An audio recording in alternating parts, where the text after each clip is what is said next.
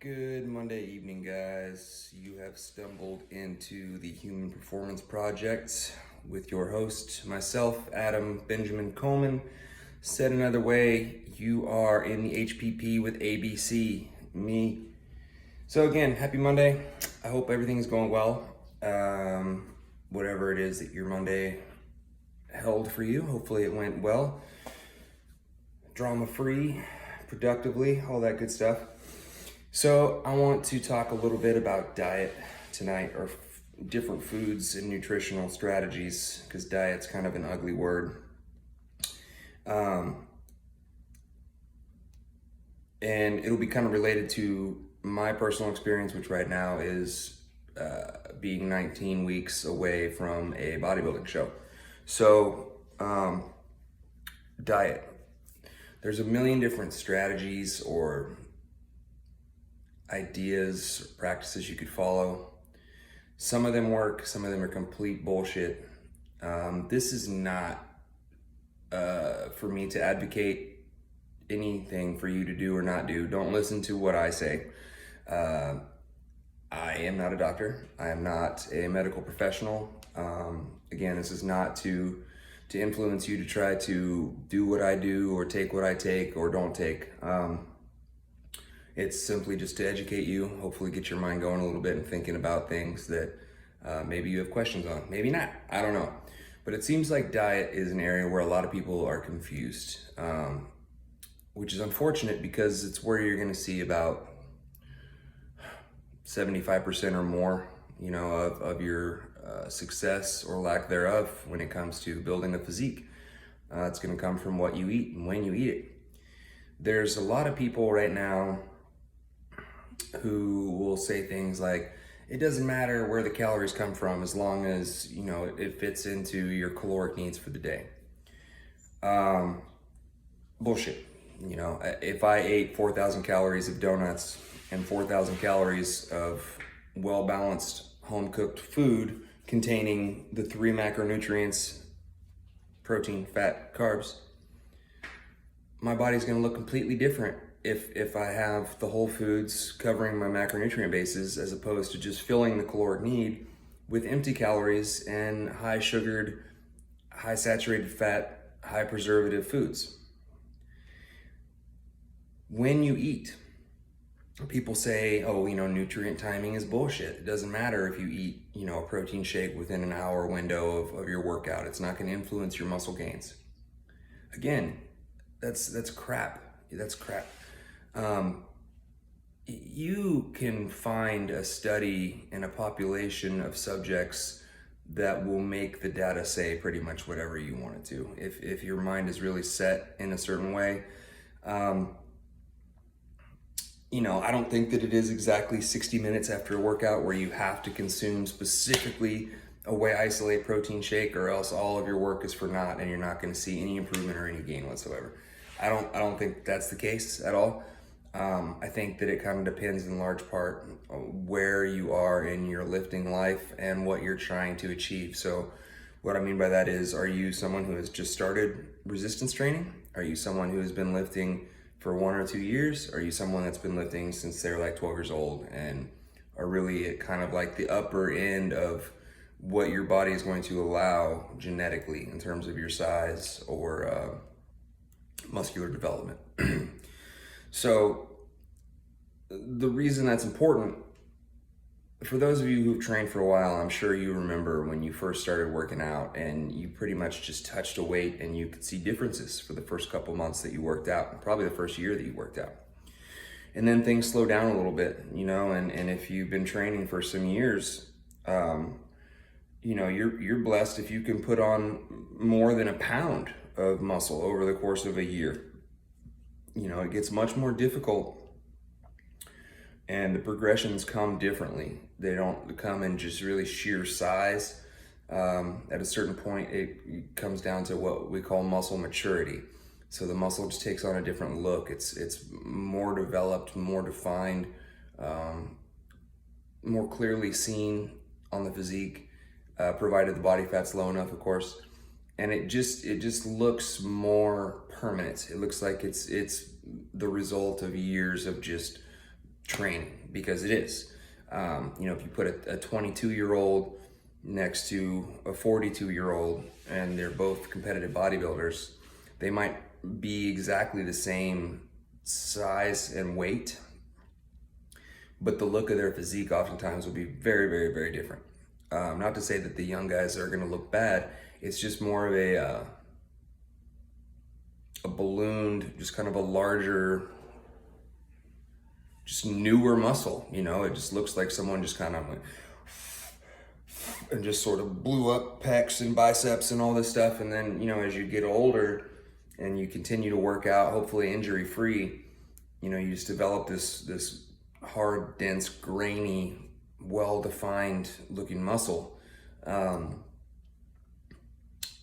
bodybuilders don't really reach their peak at the same age as typical athletes in like football, baseball, stuff like that.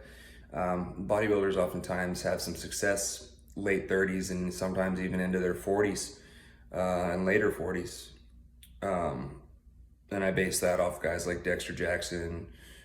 There's a whole laundry list of names that are 40 plus that are still doing it well that I can't think of right now. Johnny Jackson is another one that's just competing recently. Raleigh Winkler, he's I think early 30s, mid 30s. So some of these guys that are successful, Ronnie Coleman, before he hung it up, he was in late 30s, maybe even 40. I'm not sure. I have to research that.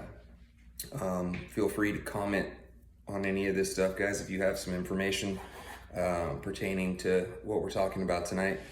Please feel free to comment on this or on any social media platform you find me on, because Instagram, Facebook, those are the only other two that I'm on. I'm on LinkedIn, but I don't really use it. And I'm just under my name, Adam Coleman, under both of those. So if you ever want to reach out and talk to me about what's going on my channel here, or just about what you're doing in your lifting, if you need, assistance, guidance, have some ideas you want to bounce off somebody else, please feel free, man. I live for this stuff. It's what I do for fun. So, oftentimes, you have a much more longevity in bodybuilding than you do in most other traditional sports. Hopefully, a lot of people nowadays are disproving that and dying before they're 30 and, doing serious damage to their body where they have to retire prematurely, which is unfortunate because a lot of guys have, in my eyes, great potential to do a lot of stuff, and they end up bowing out after 1, 2, 5 years of professional competition. And to me, that just doesn't make sense. If you work that hard and that long in your life to attain professional status, man, you should be well enough to enjoy it, and compete as a pro and really make your mark. Now, of course, if you want to hang it up at the top of your game or whatever your personal decisions are, that's not for me to talk about. But people put so much emphasis on age and trying not to get older that we talk ourselves into not being able to do things sometimes. Age is just a number. There are some people in the world that are 25 but look like they're 50. There's some people in the world that are 50 that look like they're 25. I'm 37. I might look like I'm 50 because I'm a pretty high mileage model. I've lived a lot of life, done a lot of things. But I feel like I'm 27, man. I don't feel old. I don't feel like I'm getting older. I feel like I'm getting better. At least mentally and in terms of my physique, So yeah, it's really, it needs to be a lifestyle, and something that you can sustain and do indefinitely.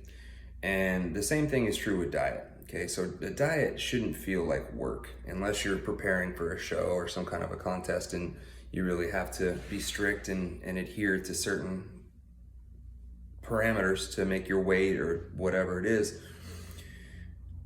But if you're not in that category, you want to eat clean, you want to eat well to a point where you're going to be able to optimize your performance and just your quality of life. But you don't want to set a dietary standard for yourself that is just completely miserable and arduous and just is work every day and you just hate it and you're pissed off every time you have to eat, every time you have to cook, that's not going to be sustainable. You're going to quit, and you're not going to stick to it, and you're not going to get the results you want. If you can design something for yourself that allows you to enjoy some of the foods you like, allows you to go out and participate in the world with your friends and be a little more social, and just be a normal human being, that's going to be something that gives you more options, more flexibility, and therefore greater sustainability in terms of being able to keep it going and keep it going successfully for yourself. Because it doesn't have to be necessarily just rice, chicken, and broccoli every day for the rest of your life. In fact, there will come a point where that becomes counterproductive, and your metabolism will actually respond poorly to that. It'll slow down because basically it thinks that you're starving, and it's doing you a favor by holding on to whatever it can. So, there needs to be some flexibility just for your metabolic well-being. That's why you'll hear a lot of guys talk about cheat days. You'll hear a lot of guys talk about carb cycling, where they have high days and low days. And everyone focuses, it seems like, on carbohydrates or fats. They all play a part. All three macronutrients. Again, protein, fats, carbs. Macronutrients meaning that is going to make the majority of our diet, and that is what we need the most of in order to survive. That's the difference in a macronutrient as opposed to a micronutrient, like a vitamin or mineral, things that we need smaller trace amounts of to get by, and they're not life or death if we don't have them, right? So we will starve to death if we don't have food. We will die of dehydration if we don't have water. Those things are macronutrients. They're of major importance to us. So having said that, it's not really one specific type of macronutrient that is the cause or solution to all of the dietary issues that we face. So it's not just specifically carbs or specifically fats that are going to cause you to get fatter. It's all in timing and amount. So moderation is essentially the key to everything in life, and that's why I have such a hard time with so many things in life, because I suck at moderation. But it becomes almost an intuitive practice when you do it more. I would highly encourage that you get a notebook and log your food. Okay, not necessarily every single gram of every single thing that you're eating, but at least the time and what it is that you're eating in as much detail as you can write down. And that'll do a couple things for you, right? So first of all, if you get to the end of the week and you're like, man, this was a really, really good week. I felt good all week. My lifts were all good. I trained for 4 or 5 days straight, whatever it is. Everything went the way that I wanted it to. You can go back and look, well, what did I eat? What did I do? Why was it successful, and how can I duplicate this next week and the week after? Conversely, you go through a week, you feel like dog shit and you don't really know why. Now you can refer back. You can look and see what you did or didn't do that may have added to, if not completely caused, the issue that you're talking about. When it comes to the proper balance of all of those macronutrients, that's going to take some experimentation on your part, because your body is different than my body, is different than Richard Simmons' body, is different than The Rock. Everybody's going to respond differently. Okay, so the amount of carbs, fats, and proteins that you need, entirely up to you. Okay, so, and the more that you practice these things, journal your food, get a feel for what 6 ounces of protein looks like on your plate, what 50 grams of carbohydrates looks like in different forms, sweet potato, rice, pastas, oatmeal, stuff like that, you'll get a better sense of portion size. So when you're eating out, when you're eating at other people's houses, when you don't have a food scale and measuring cups and you're not making the food, you'll have a better concept for what to eat, how much to eat of it, and why, essentially. In my mind, it kind of breaks down to just feeding the need, right? So if you're going to be super active today, tomorrow, the next day, it's not necessarily a negative thing to increase your caloric surplus a little bit, especially from carbohydrate-rich foods, being as carbohydrates are your body's main source for energy production, right? So on the flip side of that coin, if you're gonna be sitting on your ass for the next 3-4 days and it's raining, and you know that you have a broken ankle and you can't go out and run, you can't ride your bike, you can't do the cardio you would normally do. So do you need a bunch of carbohydrates? Probably not. Probably not. Do you need some? Yeah, because that's what your brain uses to think and to just even function throughout the course of the day. You need calories to live. Okay, so it's what's called your basal metabolism, your resting metabolism. So breathing, blinking, all that stuff, it takes calories. So we do have to eat even if we're not being active, but eating less is appropriate. Okay, and especially in my opinion, what's worked for me is eating fewer carbohydrates and more protein and a little more fat in healthy forms. You don't want to just reduce one thing and not up another, because then you're going to find yourself at a big caloric deficit. And if you're not trying to lose weight, that's not what you want. Okay, so losing weight is really just a math problem. You have to expend more calories than you're taking in on a consistent basis. Okay, so if you're trying to gain muscle mass, the opposite of that is true. You need to have a caloric surplus for your body to grow from. You need to eat a few more calories, a few hundred more calories than you normally would or you think you normally need to facilitate some muscle growth. Sometimes your body fat percentage will go up a little bit, and some people have a hard time with that. You don't want to let yourself get sloppy and just eat ding dongs and stuff all day. But if your body fat goes up 1 to 5% for the sake of gaining lean muscle tissue, so be it. You can take the body fat back off. And you don't ever want to get yourself to a point where you're, gaining and losing 50 pounds like you see some people doing multiple times a year, because it's just not good for you. Your heart operates off electrical impulses, and those electrical impulses are meant to facilitate a certain size that you are. So if that size is constantly fluctuating, your heart's going to have a harder time getting the proper impulses lined up to pump blood through your whole ever-changing body, right? So feeding the need and kind of managing your macronutrients is going to be something that's completely personal. Ballpark, if you're someone that's trying to gain or maintain lean muscle tissue, I would say that you're going to be around a gram of protein per pound that you weigh. So if you weigh 180 pounds, you're going to shoot for 180 grams of protein at least a day, spaced out over 4 to 5 small meals. Okay, eating every 3 hours-ish, give or take. And again, making as many of those meals homemade and as well balanced as you possibly can. So for me right now, in the phase that I'm in, trying to gain weight and muscle tissue, which, to give you guys an idea, just kind of recap on what's happened so far, when I started making a commitment to lift weights again and think about getting back into competitive bodybuilding, I was about 160 pounds, 157, I think, to be exact. Today I was 181 when I woke up, and my body fat is lesser now by about 2% than it was when I started this. It was like 14% when I started. It's a little bit below 12 now.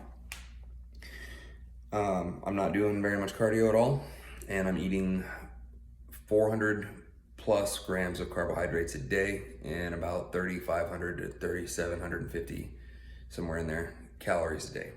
All right. That's not a lot compared to some people. It's a lot for me. It's a lot for a lot of other normal folks. But there are some bodybuilders that would be like their maintenance resting caloric needs, because the larger you get, the more you're going to have to eat to continue to feed that muscle tissue. It's not just going to magically pop on and stay there forever without any continued work. So the food, it really does, at the end of the day, make or break what you're trying to do. So, my protein goal is 200 grams a day minimum. And I've been advised to up that even to more like 300, 350 and see what happens. And I'm gonna take that advice and try it. I've done it before, but never with the high carbohydrate intake that I'm also doing. And I can see logically, sorry, I see my dog wandering around in the background there. I see logically how those two things would be synergistic and work together as far as adding size and recovery. It's hard. It's tough to get that much food in for me sometimes. You know, I eat primarily a plant-based diet with the exception of egg whites, whey protein, and some fish. Those are the only animal products that I'm eating at this point. And that's not for like an ethical thing or a religious thing. I just have seen enough, heard enough evidence from people that I respect scientifically and athletically, that they're doing well on a plant-based diet, their health has actually improved, and then seeing the difference in blood plasma and how clear or not clear it is in response to a meat meal and a non-meat meal pretty much sealed the deal for me. I've known for a long time that my body didn't digest red meat as well as it used to, at least unless it was ground meat.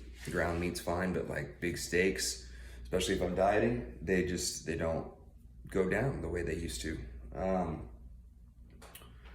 The plant-based diet, not like that. My digestion improved, my psoriasis on my skin improved, my mood improved, sleep regularity improved, bowel regularity improved. Pretty much everything got better, right? Bodybuilding, like my strength is higher than it's ever been. And again, I'm 37 years old, so that's saying something. You know, and I'm seeing responses in my physique in terms of growth that, you know, are awesome, but they're surprising even to me at this point, because I didn't expect things to be working as quickly as they have been so far. So, you know, again, that's just more proof that nutrition really is a huge part of all this. And not only is it going to get you better gains in the weight room, guys, but the reason I got hooked on eating clean originally was I struggled with anxiety and depression bad when I was younger, like bad. Started self-medicating for it, so using drugs and alcohol, and that just opened up a whole nother slew of problems. But when I started eating clean, and by clean, again, I mean cutting out high fructose corn syrup or processed sugars and a lot of preservatives, my anxiety and depression improved. My mental clarity improved. I mean, I was just overall a happier, more functional person. And, you know, as a probably 16, 17-year-old male at this point, I was like, man, that's pretty crazy. Like, what I eat changes everything that much. And then I really started studying, and I got more and more into it the more that I read. And I got so hooked on it that, you know, I went to Chico State out of high school as a psychology major originally. Before the end of that first year, I switched to exercise physiology and nutrition. And okay, I'll be done in just a minute. So it's fascinated me, you know, from early teenage years. And I was lucky enough to hear things from well-educated people in the fields of nutrition and fitness. So that's why I try to pass on some of this stuff, not nearly as well or as articulate as they did, but hopefully it helps. Hopefully somebody gets something from it. But again, back to the nutritional practices here. So journal your food. Even if it's just for a day or a week, just journal it to give yourself an idea of how much or how little you really are eating. That'll allow you to plan better around it. From there, set yourself some goals as far as what percentage of your calories you want to be protein, fats, or carbs. That's going to vary depending on what you want to do with your physique.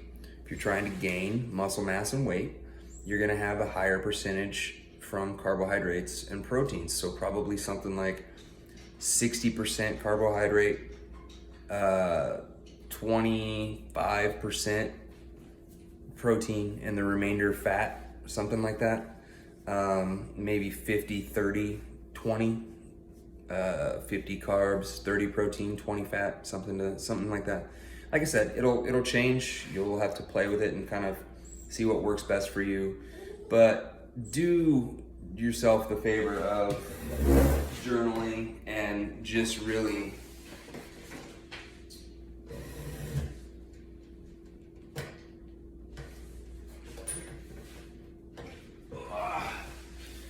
really get to know, this is Pepper, really get to know what you are eating. So you can kind of know what you're doing, make sure you're not just shooting in the dark. But the ratios should change. I've had the most success with carb cycling in terms of trying to lose body fat and not lose a lot of weight or muscle tissue at the same time. So carb cycling is just having some days that are high carbohydrates, some days that are lower. A high day for me, like I said, would be 500, 400. A low day for me would be like 200, 250. Ooh, careful there. So anything below 200, and I'm pretty grumpy for an extended period of time, and I don't do very well. I get weaker, I flatten out quickly. It doesn't take me very long to deplete my glycogen stores. So, play with it a little bit. Do some mock runs if you're trying to improve your physique. If you're trying to get ready for just, a vacation, beach trip, whatever it is. Do some sample depletions. See how your body responds. See how long it takes you to refill. See how you react to different carbohydrates at different times. See how you digest different proteins. And if you're eating a lot of food, if you're trying to maximize your calories and your nutritional intake, I would also recommend that you take a digested enzyme, just so you can help make the most out of that food and really make sure that, those 4,000 calories are getting put to some use and not just getting put straight in the toilet. So again, diet, not a dirty word, not a bad word, shouldn't mean work. Your diet is what works for you, what food you're eating to sustain your goals in your life. So remember that food is a big weapon. It's a medicine. It is the answer to all of our ailments physically. It's been here for millions of years. We're just now learning about some of it. There's still tons out there that we've not even tapped into yet, but there is power in foods that beyond your wildest imaginations. So I would highly encourage you to start researching. If there's people out there who are personally affected or have family members who are affected by different types of cancers, alkaline diets and eating really healthy unprocessed foods, even more important. If you have a history of those types of things in your family, even more important for you to pay attention to those. So, do yourself a favor and learn a little bit about food, because our school systems, our government suck at educating people about nutrition and hormones and really health, period. So you're gonna have to take it upon yourself to learn some of these things, and you're gonna have to become a label reader, and you're gonna have to become a critical thinker and listen to more than one person on the topic of nutrition, and then take from that what you feel like is worthwhile information and discard what you feel like is bullshit. So like and subscribe to this video. Let me know if there's something that you want to hear more about, a comment or question that you have. Don't be shy. Please, please, please interact. Let me know what's up. Could use the participation, and hopefully this sparked some interest or got something across to someone out there. But if not, thanks for listening anyways. And Pepper says thank you too. And have a good Monday night. Nip at me, you little turd. Have a good Monday night. Stay swell, stay swole, and be a good human being. Go out of your way to try to help someone else and just pay it forward. So until next time, take care of yourselves and be good humans.